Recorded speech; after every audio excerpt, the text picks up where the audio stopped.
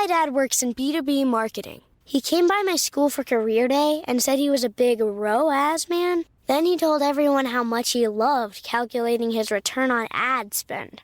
My friends still laugh at me to this day.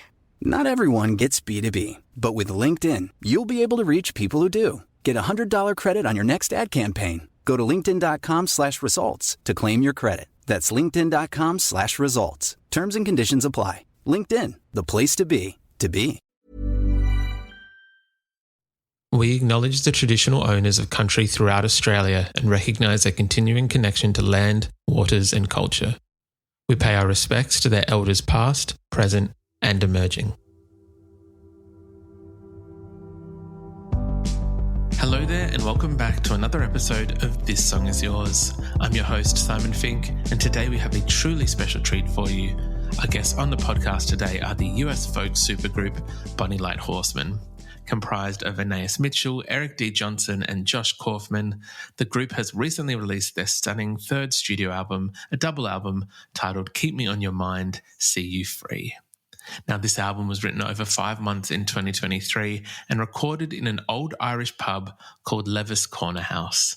Now, the trio felt a strong connection to the pub sense of community, and the album blends traditional folk music with a more experimental and raw sound. They recorded about half of the songs in the pub's main room, with local residents joining them on the third evening. Now, in today's episode, we're speaking to Eric, Anaïs and Josh about the delicate and stunning songwriting that permeates throughout this entire record. We discuss the unique experience of recording in an old Irish pub and how the locals responded to their new guests. We delve into the song that was perhaps the most difficult to record due to its heartbreaking lyrics. And then we also talk about taking this record out on tour and whether we can possibly expect to see Bonny Light Horseman make their way to Australia. Now, full disclosure, our microphone had an issue for the first 4 minutes or so of this interview, but it's fixed after that 4-minute mark, so it might sound a little different at the beginning. We want to thank Dave for his help with today's episode. We want to ensure you check out all the details of Bonny Light Horseman and our podcast, all of which can be found in today's show notes. Don't forget to subscribe if you haven't already, and let's jump into it. Here is our conversation with Bonny Light Horseman. I wanna let you know I'm a fool if I love you and a fool if I let you go. I feel sorry for it all. Please welcome to This Song Is Yours, Anaïs, Eric and Josh, maybe better known as Bonny Light Horseman. Hello team, how are we? Good. Hey, thanks for having us. How are you? My absolute pleasure. I'm doing very well, thank you. Thank you so much for joining us today. It's a very, very exciting time. There is actually a brand new Bonny Light Horseman record out right now. I know we're in different time zones, but I think that the record is in Australia technically out as we speak. So congratulations. Oh, wow. How are you feeling? That's so amazing. I said that to Josh today that I thought maybe when we spoke to you tonight that it would already be out, but you're living in the future. We're still waiting over here. It's my birthday in Australia right now too. Oh, that's great. Happy birthday. Happy Australian birthday. Happy birthday to Eric in Australia. It is National Eric Day down here. So guys, when are you coming down to visit and to celebrate? I'm coming for the parade very soon. It is an incredibly exciting day. Birthdays aside, but again, happy birthday. This is a beautiful, beautiful record that you've released today. The record is almost a double record, or it is a double record. Keep Me On Your Mind, See You Free. It's out right now. There'll be plenty of links in today's podcast show notes for people to access the record. But firstly, such a stunning record. It kind of, I want to say stopped me in my tracks. I haven't heard anything that I think is as audibly enjoyable and beautiful as this in a little while. And I want to know, I guess, you're all used to releasing music. You'll have your own artist projects in this band. Does the act of releasing music ever change? Is there still nerves involved? Is it still kind of like, does it feel the same each time around? I might start with the birthday boy. Eric, is it the same for you each time around? Well, I mean, I've made records for a really long time. It's different with this band. I feel a little bit less pressure. It's like it's a bit in many ways. There's like a shared. I always say when you're the band leader, a singular band leader, like all the highs are yours and all the lows are yours as well. And I often have a bit of like postpartum depression when an album comes out. But with this band, it's very easy, and there's sort of a shared. I don't want to call it a burden because it's not a burden, but and also I'm happy when records come out now, and I'm proud of this one. So yeah, no, it's always very odd, you know, like you do it every couple years, and it's always really exciting. Absolutely love that. Anaïs, what about yourself? Yeah, I agree with what Eric said. I guess I feel more curious than anything. Like I'm curious what other people feel because I know what we feel, you know? I'm so excited to share the music and especially to tour it live. Like, and it's nice we didn't have to wait that long for this one because we did, it's our first release for Jaguar, and but we made it in the fall, and it's coming out now. And I've definitely sat on records for longer than this in the past, where you're like, by the time it comes out, you know, nothing is relevant anymore. You can't access where you were when you made the songs. But I still feel really in it. I've been practicing because we're about to go on tour, and I feel really in it, and I'm excited to get on a mic while we are still in it. 100%. Josh, is that the same for yourself as what the previous two have kind of expressed? Yeah, for sure. Aspects of it. I mean, it's a little different, I think, for me, because I think unlike my bandmates, my sort of like main job is not fronting a band, you know. So having that experience. Yeah, is everyone else frozen or just Josh? I think it's just Josh. But while he's frozen, I just want to say that Josh always, like, as soon as we make a record before it comes out, he starts talking about the next one. Like, he starts getting psyched to go write and record the next one. And I think it's partly just how he's like wired, but also maybe there's a level of like, it's a defense mechanism against like, what are other people going to make of this record? It's just kind of like, whatever, let's make another one, you know? So that I just answered for him because he's frozen. Josh is a record making animal. I'm curious, and I guess we can answer for Josh. We'll answer for Josh and just look at his frozen act face. like him. Yeah. Yeah. We'll alter the voices later. We'll try and pitch it down a little or make it seem, Thank you. Yeah. I guess in that vein or in that kind of thought, because you all do have your own projects outside of the band, is there a time where maybe other than what Josh is thinking, where you know when it's right for a new Bonny Light Horseman record? Is it that obviously Josh is already pre-thinking it, but for yourselves, is it something that's always constantly in your mind, even when you're with your other projects writing? Is it something that just kind of happens organically that you find your way back to each other? Or is it kind of set, let's do 6 months of this and then 6 months of Bonny Light? I'm these days very active in Fruit Bats, touring a lot and everything too. So it is a bit, for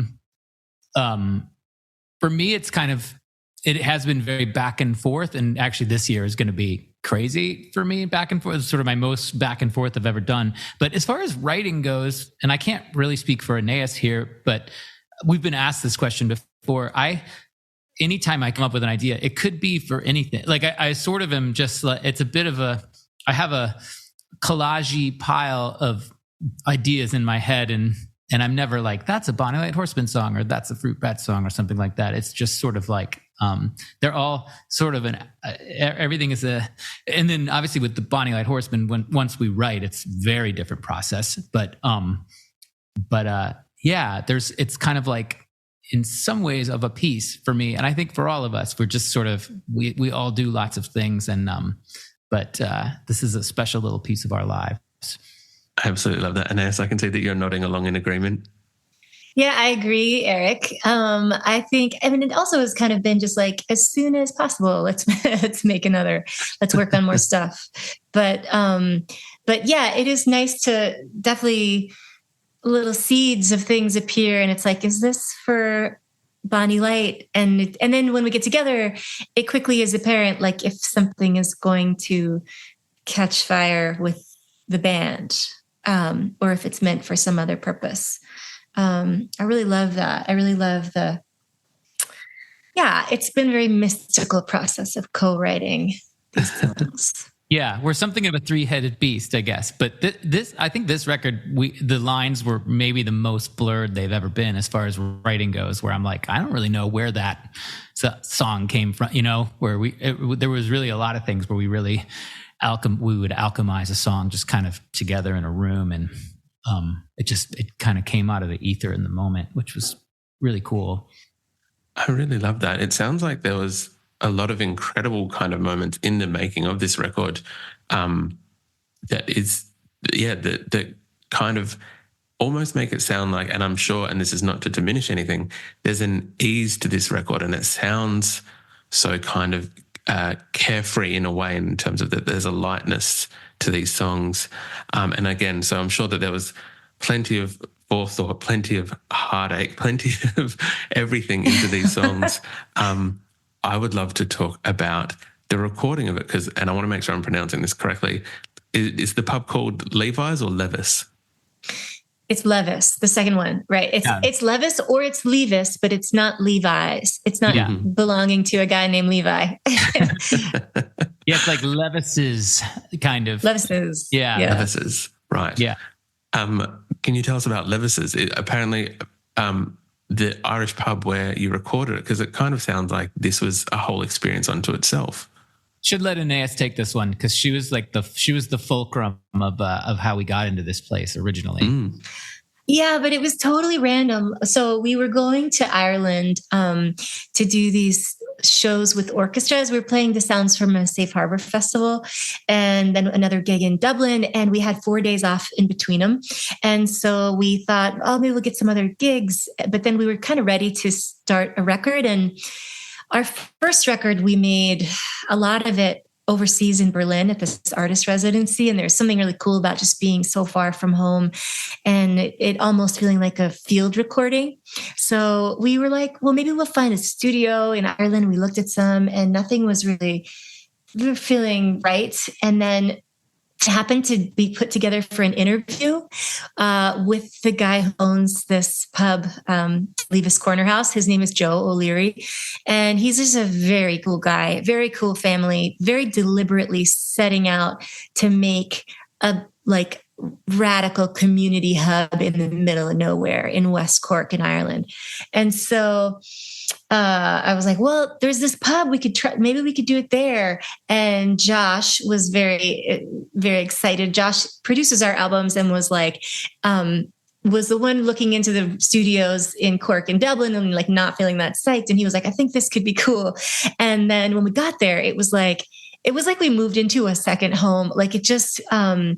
We were so welcomed by Joe's family, and the pub is so lived in. It's beyond lived in.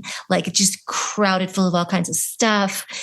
Everything's old. There's a sense of it's been there for generations. There's photographs of the original proprietors of the pub on the wall.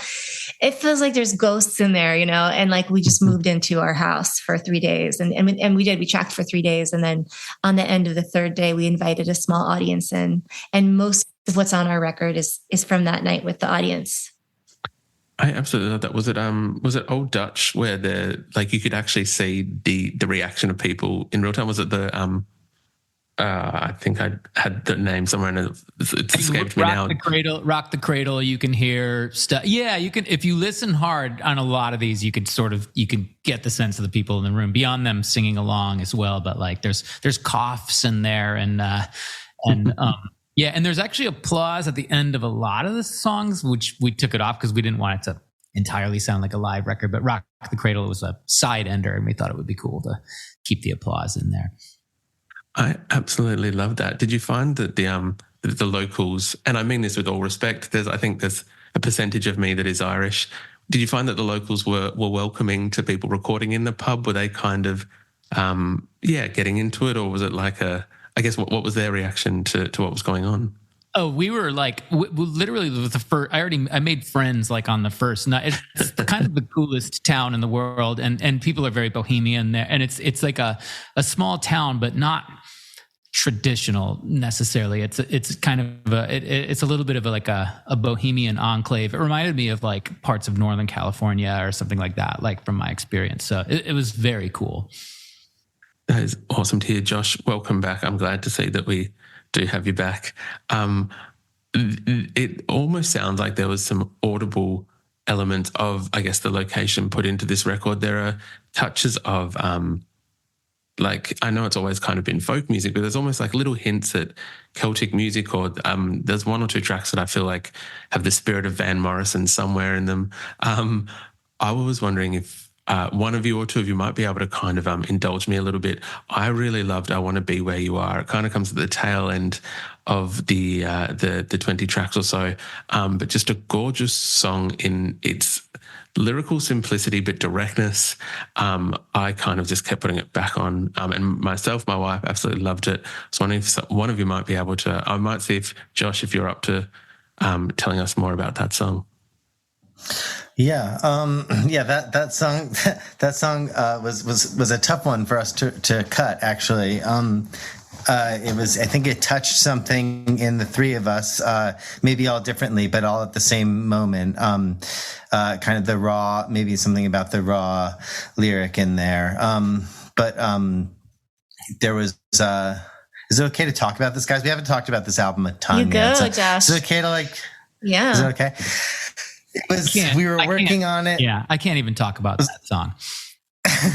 It's an emotional. It's a lot of emotions. Making this music, being at this, this sort of like hopefully midpoint in our existence here, in this plane. And I think that there's a lot about what a lot of these songs get at, that there's like a raw humanity to it that's almost like hard to hold. It's hard to hold, and it's hard to maybe even with all of us leaning on each other. Sometimes it's hard to be you're so vulnerable with each other, and that recording that song is one of those moments. I think there was like a part of me that thought, oh, maybe I'd be able to sing this song, but I actually I tried a lot of times and I couldn't get through it. And then there's a moment sitting at the piano with Anaïs where we were like, and it was really sweet because like Anaïs was like, I think trying to like basically like holding me up and singing with me. They're like singing into the same mic, Then I like looked around, like Eric had like left. And I was like, oh no, this song is just the end of our band. But I'm glad that it resonates with you, and it certainly resonates with all of us too. It ended up being like a really beautiful gift kind of at the end of, I think maybe either that night or the next night. Anaïs ended up singing the vocal that's on the recording there, and it's really like chilling how perfect it is. And I don't know. I think that's a song with a lot of raw emotions in it, and we all were kind of doing our best to deliver them. It's an absolutely incredible track. So firstly, I appreciate you kind of sharing that with me. As you've just discussed, it does seem like it obviously is something very special to you. So I appreciate you kind of even just sharing that and opening up to myself and anyone who is listening to this podcast in relation to the track.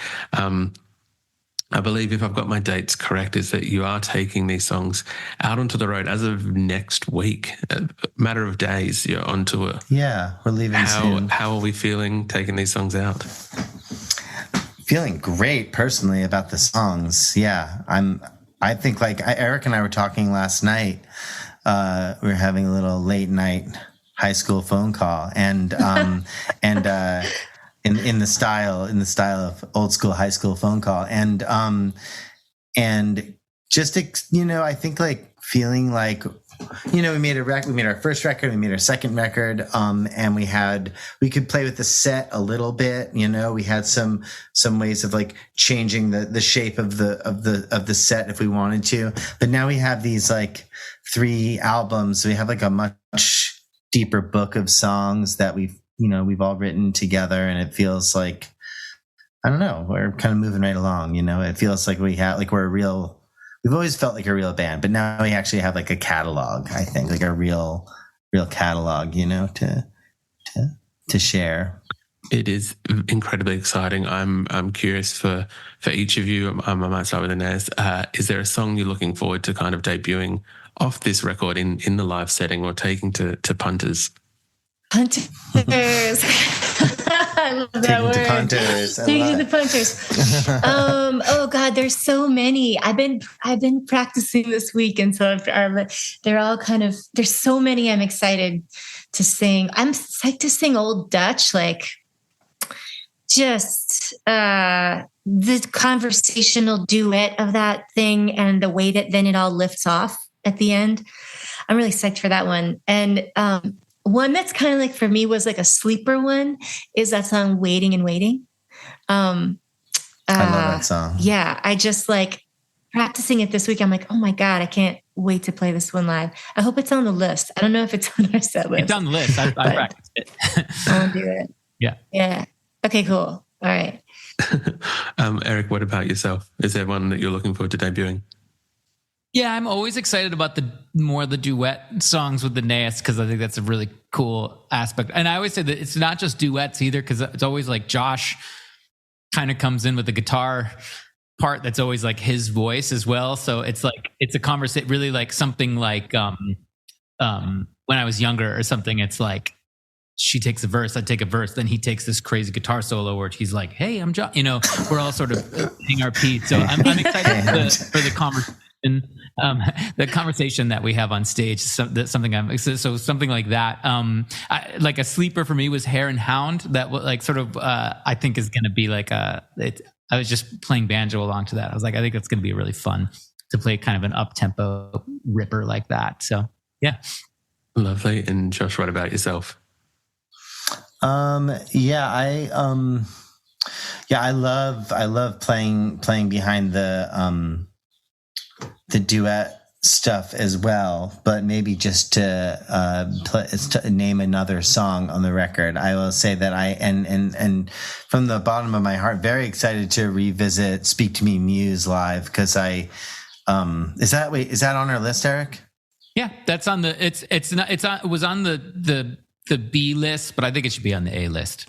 Okay, so anyway, I love how sprawly that song gets, and I think any of these songs, and Old Dutch does this also, where like I feel like there's like a space almost set aside for the audience, if they so wish, to make themselves heard in a very musical way, right? Like and.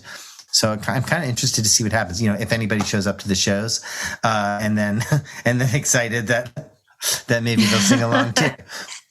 First question. Very quickly, aware of time, can we maybe see the tour extend its way to Australia? I think we're talking about that. So that's to be determined.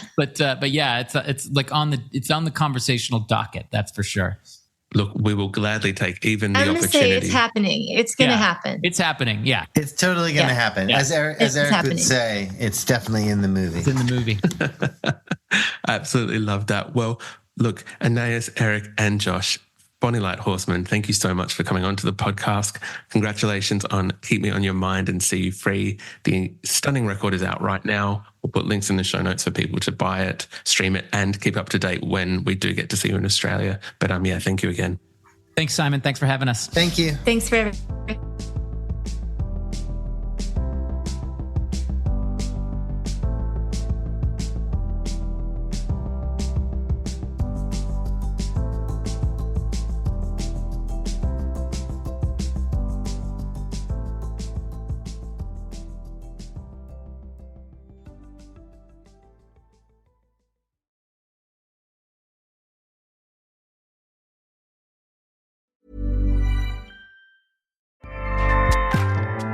Acast powers the world's best podcasts. Here's a show that we recommend. Hi, I'm Zibby Owens, and I am the host of the award-winning podcast, Moms Don't Have Time to Read Books. I have daily author interview podcasts, over 1,600 of them that I've recorded over the last 5 years. Hear from all your favorite best-selling authors, celebrities, and more, even if you're too busy to read the books. Moms Don't Have Time to Read Books. Again, that's Moms Don't Have Time to Read Books. Listen today. Acast helps creators launch, grow, and monetize their podcasts everywhere. Acast.com.